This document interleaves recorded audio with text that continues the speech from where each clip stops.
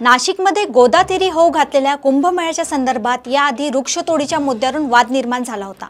त्याचवेळी महापालिका निवडणुकीचे वारे होते, त्यामुळे वाद चांगलाच चिघळला होता। पर्यावरणप्रेमी नाशिककर या निवडणुकीच्या माध्यमातून वृक्षतोडीचे समर्थन करणाऱ्या भाजपला चांगलाच धडा शिकवेल असे वाटत होते। निदान वातावरण तरी तसेच दिसत होते, परंतु निवडणुकीत कोणती तरी जादूची कांडी फिरली। नाशिककरांनी भाजपला धडा शिकवण्याऐवजी पर्यावरणाच्या मुद्द्यावर भाजपला धारेवर धरणाऱ्या ठाकरे आणि शिंदेंच्या शिवसेनेसह बाकी सगळ्यांनाच धडा शिकविला। भाजपने अगदी सहज स्वबळावर महापालिकेत बहुमताचा आकडा पार केला।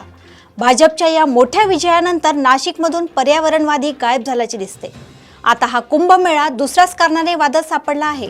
अर्थात हे कारण थेट कुंभमेळ्याशी संबंधित नाही, परंतु वादाचा केंद्रबिंदू कुंभमेळाच आहे। कुंभमेळा म्हटल्यावर लाखोंची गर्दी होणार हे ओघाने आलेच। कुंभमेळ्यासाठी येणाऱ्या सगळ्या साधू संतांच्या अन्य भाविकांच्या सोयी सुविधांचे नियोजन करणे सोपे काम नाही। कितीही अनुभव असला तरी ऐनवेळी काय घोळ होईल हे सांगता येत नाही। त्यामुळे सुविधा पुरविणारे मनुष्यबळ कमी पडू नये याचा प्रशासनाकडून प्रयत्न केला जातो। या प्रयत्नाचा एक भाग म्हणून पुण्याच्या सावित्रीबाई फुले पुणे विद्यापीठाने कुंभमेळ्यात वाहतूक, गर्दी व्यवस्थापन, संशोधन अशा वेगवेगळ्या स्वरूपाच्या कार्यात योगदान देणाऱ्या विद्यार्थ्यांना 2 श्रेयांक देण्याचा निर्णय घेतला आहे। उद्देश हाच की या श्रेयांकदानाचे पुण्य गाठीशी बांधण्यासाठी विद्यार्थी मोठ्या संख्येने कुंभमेळ्यात सेवा देतील। उद्देश चांगला आहे, परंतु गर्दीचे व्यवस्थापन हा प्रश्न केवळ कुंभमेळ्यातच निर्माण होत नाही।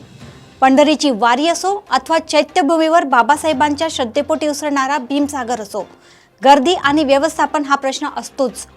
कुंभमेळ्यासाठी विद्यार्थ्यांना 2 श्रेयांक देण्याची तयारी दर्शविणारे हे विद्यापीठ या 2 किंवा अशाच काही कार्यक्रमासाठी हे दातृत्व दाखवेल का, हा रोकडा सवाल आता उपस्थित झाला आहे। अशाच नवनवीन घडामोडी व अपडेट सोबत पुन्हा भेटूया देशोन्नती संपादकीयमध्ये। तोपर्यंत बघत राहा देशोन्नती। नमस्कार।